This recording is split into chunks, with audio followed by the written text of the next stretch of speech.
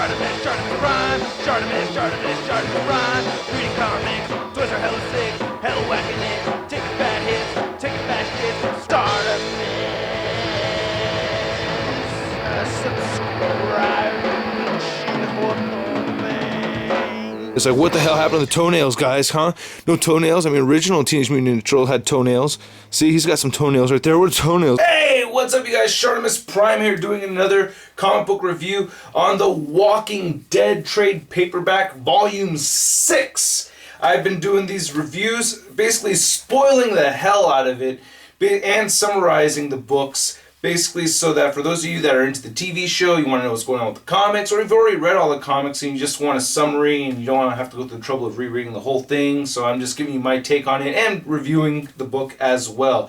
This covers issues number 31 through 36, and this is a very, very, very good trade. I like this one a lot. I thought this was very unique. It's very, very cool. Like most of the Walking Dead books, or all of the Walking Dead books, I'm just totally immersed in them, and this one is actually had me especially immersed in it. Now I'm rereading all of these, for the sake of reviewing them. But this one, it's quite an adventure. It really is, because we start out with Michonne, Rick, and Glenn all trapped in Woodbury at the governor's place. And if you guys remember the governor, and if you want to go back to watch the other reviews, go ahead. But yeah, the governor has them trapped, and there's a character called Martinez, who's the first person that Rick bumps into, and Martinez is all nice as shit and everything, and turns out, we brought him into not such a nice place and stuff. So there's that. We have Michonne getting tortured and raped in the last one. Pretty gruesome stuff. So you gotta keep, a couple of those things in mind, and she's still captured and everything. This is the cover. Rick looks very, very sad. Let's take a look at how the build-up picture is coming along. And here is volumes 1 through 6, the build-up picture. I think this synced up very nicely, especially compared to some of the other ones over here. Like that one's pretty poor.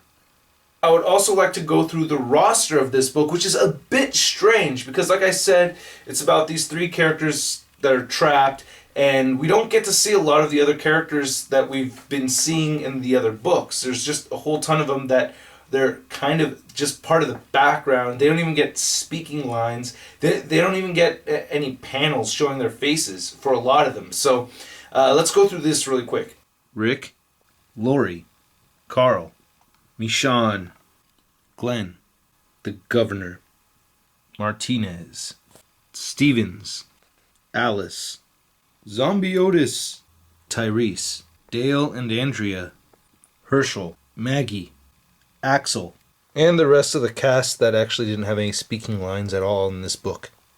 And then there's 2 other characters in there that I didn't really show, but there's 2 of the Gladiators. If you remember, in Woodbury they have this whole thing where they have like these gladiatorial matches going on, where they have these 2 guys pitted up fighting against each other, and they're surrounded by a circle of zombies that are chained up to poles. And basically that's kind of, the ring and everything. And they have these staged, well, they're not totally staged. They're meant to be vicious, but not too vicious. They don't beat each other up too bad. But it's all for entertainment and everything. And people that are living there, they go there, bring their kids and watch the show. So the book starts out with the governor wanting to see Martinez. And like I said, we saw Martinez a little bit in the first one, and we don't really know why the governor needs to talk to Martinez, but he does. And then we jump into the ER room or whatever. Rick had gotten his right hand cut off by the governor, and then some dude comes in, one of the Gladiator guys. He wants to get patched up and everything.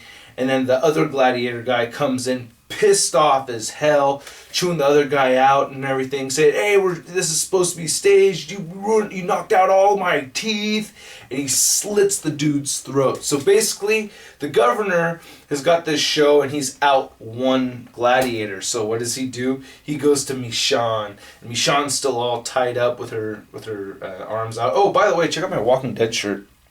Pretty cool, huh? I got this at Comic-Con, and I never even talked about it in my Comic-Con video. But anyway, he asked Michonne for the favor of, being in the stage fight, and explains the rules that, they're not really out to hurt each other too much, but, make it a show all at the same time. and he asks for her to agree to this and that he can make things easier for her. He's in total control of her. He could give her a bed, or maybe, and feed her better and take care of her better, because she is a prisoner, you know. So he makes this deal with her and she agrees to it. So he gives Michonne her katana, and he also I think he gives the other guy that got all his teeth knocked out, she gave him governor gave him a bat, I think. And so they start the cage fight, and I swear this is just so sick. So that's the two of them ready to fight. There he is with his bat. Sean kicks him in the balls and cuts off his head. That's it. That's what she does, man. I just thought that was so dope. Michonne's such a badass. She's like, fuck this motherfucker. He raped the shit out of her and tortured the fuck out of her and everything. Kicks him in the balls, cuts off his head. That's it. And then she cuts off all the zombies' heads. So now the guy has to round out more zombies. Just totally ruined the entertainment of this place. All in one sweep. There's this woman with her kids there. Like, I didn't bring my children to see this. This is a slack. This is like so much more gory than I brought them here. I didn't want my kids to see this and all of that. And oh god, the governor is pissed off as hell. And he goes in there and he's ready to kill her, but he says, no, wait, I gotta sleep on this. So he kind of lets her live for a little bit. And he wants to, you know, figure out what exactly he's going to do.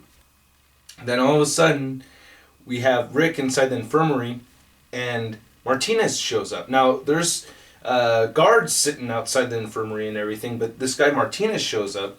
And Martinez showed up earlier when the two gladiators were in there, and Rick got pissed off at him, like, this is all your fault, you let me in here to this guy and everything. And Martinez is like, I had no idea what happened to your arm.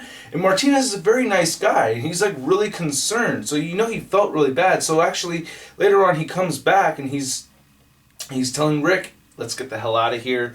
He's like, why should I trust you? And he said, you know, the governor's been getting crazier and crazier as time goes on. I didn't know that he was going to do that stuff to you and everything, and I've been trying to ignore it, but I guess, you know, seeing you with your hand cut off and all this mess, it's like, you know, I'm here to rescue you, and I would rather live with you at the prison that you're at instead of, you know, over here with this crazy guy. So he helps them escape. And then the doctors, Stevens and Alice, the nurse, they're coming along too. So it's a rescue mission of, you have Martinez, you have the doctor, you have Alice, you have Rick, you have Glenn in his riot gear again, and then Michonne. And they go pick up Michonne and everything. And Michonne's all beat up and everything. So they all cut out, and there's just one really touching scene where as they're walking through the town and they're escaping, because they're trying to do it very quickly, but this woman says, oh, doctor, I need you to see my son. He has a fever and he's really, really sick. And the doctor tells her, like, I'll see you later this afternoon, okay? I'll try to get you in this afternoon. And then he has to walk away. He's never coming back. So that was, like, a little sad. And then as they're escaping, they're about to make the final leap out of there. And then Michonne says, hold up, I ain't done yet. I'm going to go back. I'll catch up with you guys later. They're like, what the hell? Well, hey, okay, Rick's like, hey, she's a tough girl. Let her do her thing. She's got to go see the governor. Rick knew what was up. So they all escape and everything. They just get to the other side, and then the doctor says these lines like, oh, I can't believe it was that easy and everything. And sure enough, a zombie comes out of nowhere and bites him in the neck and kills him right there. And it's like, oh, we lost Steven. So the rest of them go trucking it, and they go back the way they came. And they end up camping out by the helicopter that was crashed that led them to this whole thing to start with. Now, Michonne busts into the governor's room, and oh my god, dude, this is just an epic scene. And I had talked about this when I had done my figure review for the Michonne action figure, which is this figure right here. She comes with all the tools and stuff that she uses to have her way with the governor. So basically, this is really, really bad. So she busts the door in, okay? He's totally off guard. He's feeding his little zombie daughter, his sick fuck. He's all, this should be interesting. And they have this standoff kind of a thing. And there's the katana on the floor. And then Michonne kicks him in the face. He goes for it. Michonne kicks him in the face. And then she grabs the katana, kicks him again. And then makes him puke. She kicked him so hard, and she's about to assassinate him, but she decides no, and then he tackles her, and Michonne bites him in the neck right over there, and then basically what he does, and then she knocks him out by hitting him with the handle, and while he's passed out, she strips him naked and has his arms tied up like how Michonne had her arms tied up, and his dick is nailed to the board. And this whole thing when she's talking about all the different, this is like some true mafia shit. She's talking about all the different weapons she's going to use. This is my favorite right here. She's got the dookie spoon. She's got the drill. The first thing she does is she starts drilling into his arm, man. Hui, so nasty. She wakes him up, and with the pliers, she starts picking off all his fingernails. And then she says, oh, that hand is not good at all. That's not good at all. So she just cuts it off with the katana. And then she cauterizes it with this torch right here. Oh, man, could you imagine that level of pain? And the dude keeps on passing out. And while he's passed out, she's digging in there with the dookie spoon, man. And then it wakes him up. And this is where she takes the dookie spoon and plucks out his eye, dude. That is so nasty. I've already talked about this before in another video, but still, it's like, damn. So gross. You just see the eye just flopping out like that. Damn. And then after that, all the guards they hear enough of the screaming and everything where they come in, and Michonne just guns it. And this dude is just totally mangled. That's how Michonne leaves the governor. So fucked up, man. We have Michonne going back. She meets up with the rest of the group, and she finds them at that crashed helicopter. And they all decide to go back to the car and try to drive back it to the prison and everything. And then, oh yeah, Rick also makes the realization that underneath his riot gear, he had his jumpsuit on from the prison. So that's how the governor knew that they're at the prison. Because he asked Glenn, like, why did you tell the governor? The governor played that mind trick where, you basically tell the person that you were told what you wanted to know. You know what I mean? And then the person goes like, oh, how did you find out? When they never really knew for sure in the first place. He basically did that with Rick, but he actually did know. He saw the prison gear, and he said that Glenn had spilled his guts. Glenn was like, no, they never even asked me anything. And Rick's like, oh, well, they saw the jumpsuit. That's how they know. That's how they know that we had a prison and everything. So basically, they're all walking back to the car, but there's hella zombies, and it's just really cool. They just gave us an honest like zombie slash fest, which was great, and you see them all defend each other, and it's cool because you get to see how Martinez and Alice kind of fit in here, and it's like these characters seem to grow together as they go through danger, so we see Martinez and Alice kind of like get a little closer to the characters that we're already used to and everything. And they get in the car and they head back to the prison. They're all excited as hell to get to the prison. And when they get to the prison, it is covered in zombies. What the hell, man? While they were gone, the place was covered in zombies. Now, the last thing we see of the group back at the prison is that Tyrese was going to look for the group and everything, and he was running back.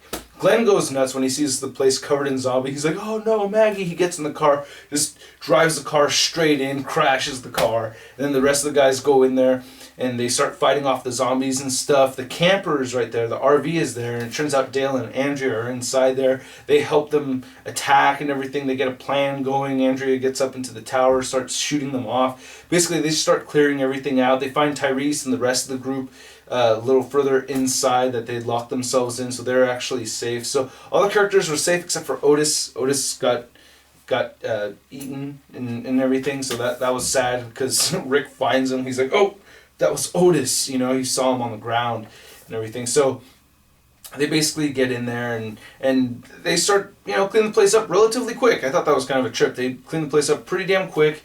And, Martinez is helping out and everything, and they're throwing the bodies around, burning the bodies and stuff. And Rick kind of realizes that Martinez is nowhere to be found. Like, hey, where's Martinez? He's been gone. We haven't seen him for the last 3 hours or whatever. He's like, what?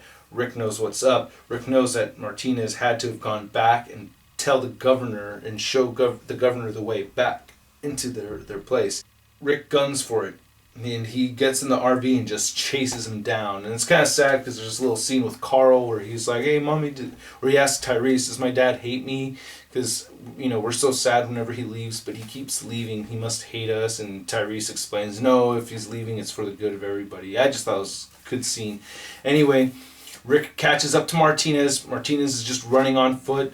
Rick plows him with the RV, and basically, it's a very, very crazy scene. He mounts him and just chokes Martinez to death with his one hand. And Martinez is trying to explain that, "No, I just wanted, you know, there's people I care for at Woodbury that I just wanted to bring back here. Like, it'd be a better place and everything." But Rick's like, "No, that's bullshit," and kills the guy, which is crazy because Rick is the guy who said that if you kill, you die. So that was, you know, it's kind of crazy to see the character get a little bit more evil and everything. And Rick contemplates that. And when he gets back, he tells Lori, like, "Hey, am I evil? Like, I felt like I feel the need to, I'm ready to kill anybody in this group if it's to protect you and Carl. I don't care anymore. I'm not attached to these people anymore. They mean nothing to me. I'm ready to kill any one of them. I've actually thought out in my mind which ones I would kill first if I had to, which ones are most important to me, and which ones would go down first and all that. Am I evil?" And Lori's actually pretty supportive. She's, you know, I forgot what her response was, but she didn't freak out or anything. In my mind, I'm thinking that he's not evil. He's just in a really shitty situation, because if you're asking yourself if you are evil, then that's a good sign that you're not evil. You know what I mean? Like, if you're doing some really, really fucked up shit, or people that do really fucked up shit tend to not really care.